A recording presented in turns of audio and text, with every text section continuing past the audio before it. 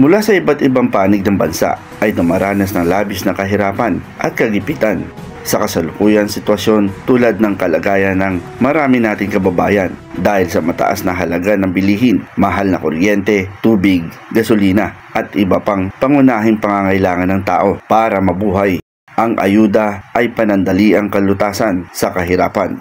Ang buong bansa ay nalalagay sa alanganin dahil sa politika at ugnayan panlabas. Ang awayan Duterte-BBM ay hindi makakatulong sa pagkakaisa upang paunlarin at pagpatuloy ang kapayapaan. Ito ang mga hinaing ng Pangisda Pilipinas. Ako po si Felipe Abdon na tiga Pamarawan, Malolos, Bulacan. Isang uring maliit na mangingisda po. Hanggang po sa ngayon, sa kasalukuyan, ay bigla pong nawala mula po nung magkaroon po ng mga barko ng gumawa po ng Aerotropolis ng Bulacan. Tulad po niyan, ang aming ilog ay hinukay po ng draga ng San Miguel Corporation. Tapat po ng aming barangay, yung Kailugan. At ang aming mga talabahan ay mga hinukay po. Kaya wala na rin po kami partikular na pagkakakitaan sa kasalukuyan. Kabuhayan sa dagat, pero sa kasalukuyan ay wala na po kaming makita. Ito po, ang aking tatlong anak na nasa college ay naitataguyod po. Sa ngayon, hindi nakapagtapos dahil panahon po ng pandemya hindi po namin naramdaman ang kahirapan dahil po bakit ay nakikipagpalit po kami ng ulam at bigas. Hindi po namin naramdaman ang kahirapan ng pandemya nung mga panahon yun dahil masagana pa po sa kawalang kita ng karagatan. Doon lang po kami umaasa. Dati po kumikita ako na, pero sa ngayon kahit na po anong gawin namin, wala na po kami maitustos sa mga bata ng makapag-aral. Minsan nga po nakakapag-absent na po sila dahil po sa baon. Kulang po ang kinikita namin sa kasalukuyan. Huwag na po dagdagan pa yung kaguluhan sa West Philippine Sea sa ating kabuhayan ng ating sariling teritoryo. Tayo ang pinalalayas, ang tunay na mga Pilipinong mga mangisda ay pinaalis sa kanyang lupain ng mga dayuhang China.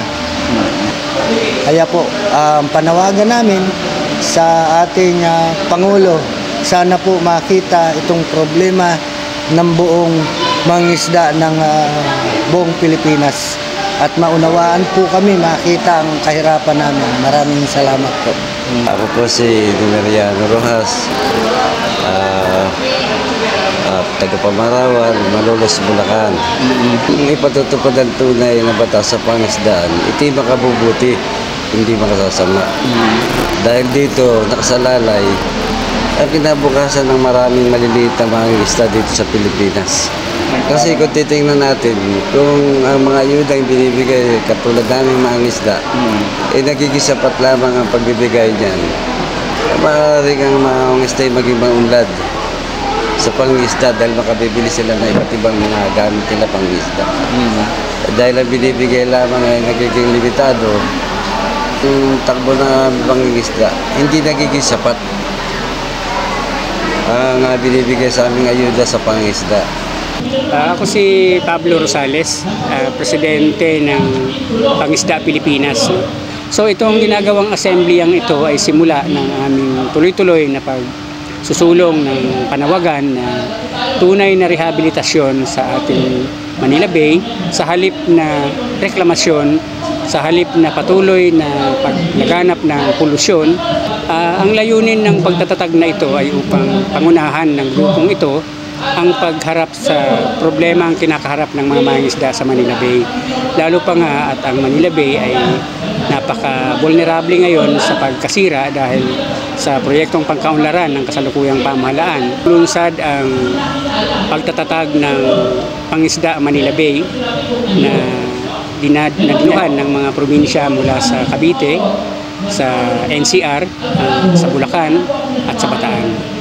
Ganon din pinag-uusapan sa assembly dito ay paano ba ang pamahalaan titiyakin na ang mga mangingisda sa tabing dagat ay magiging resilient, matibay sa mga kalamidad, laban sa climate change, laban sa malalakas na bagyo.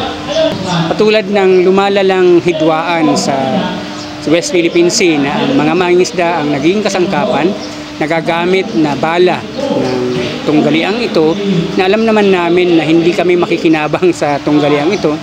Bagkus ang nakikinabang lamang ay ang Amerika na binubuyo ang Pilipinas laban sa China at ipinapakita ito mismo ng Amerika sa pamamagitan ng pagkakaisa ng Amerika at Pilipinas sa pagpapalawak ng Enhanced Defense Cooperation Agreement na ilinatag na sa buong bansa at partikular sa malapit na area sa China, at ang tunggalian din mismo ng China at Taiwan ay pinalalala ng ganitong klase ng paghahandang militar ng ating pamahalaan, na alam naman nating lahat na wala tayong kapasidad na lumaban para sa ganitong klase ng pagresolba sa problema ng ating West Philippine Sea, sa pagsusulong ng soberanya natin sa ating pangisdaan, bagkus lalo lang itong maglalagay sa panganib sa buhay ng mga isda at ang kampihan din sa pagitan ng US, Japan, Australia at South Korea ay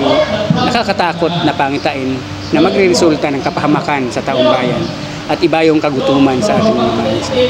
So ito'y dapat nang itigil ang ganitong klase ng mga hakbangin at ang paglutas pangunahin sa suliranin ng kagutuman at kahirapan ang harapin dapat ng pamahalaang ito sa pangunguna ni Presidente BBM. Ang ayuda ay hindi sagot sa kagutuman, hindi sagot sa kawalan ng hanap buhay, hindi sagot sa kahirapan. Ang tanging sagot, lumikha ng mga industriya para magkaroon ng trabaho ang mga tao. Ang tanging sagot ay paunlarin ang lokal na industriya ng pangisdaan, likhain ang mga pagpuproseso nito at ang lakas ng mga mangisda ay ilaan para dito nang sa ganun hindi umasa sa ayuda. Lumalakas ang pampulitikang patronahe dahil sa ayuda. Hindi na ilulugar, hindi na ibibigyan ng tamang pag-unawa ang ating mga kababayan sa panahon ng paano niresolba ang problema. Bagkus, natatali sila sa utang na loob dahil sa malawakang ayudang ipinagkakaloob na hindi naman kayang bigyan ang lahat, bagkus namimili lamang. Hindi ito ang solusyon. Kung kaya ang panawagan natin, likhain ang trabaho sa pamamagitan ng pagbubuo ng mga industriya, pabrika, at gamitin ang ating pambansang kayamanan, yung ilaw na materialis natin para likhain ang trabaho at likhain ang mga produktong gawa sa sarili nating pagsisikap. Yun lang, mula sa Pangisda Pilipinas, kami ay nananawagan sa pamahalaang nasyonal sa pangunguna ng Presidente BBM sa kalukuyan.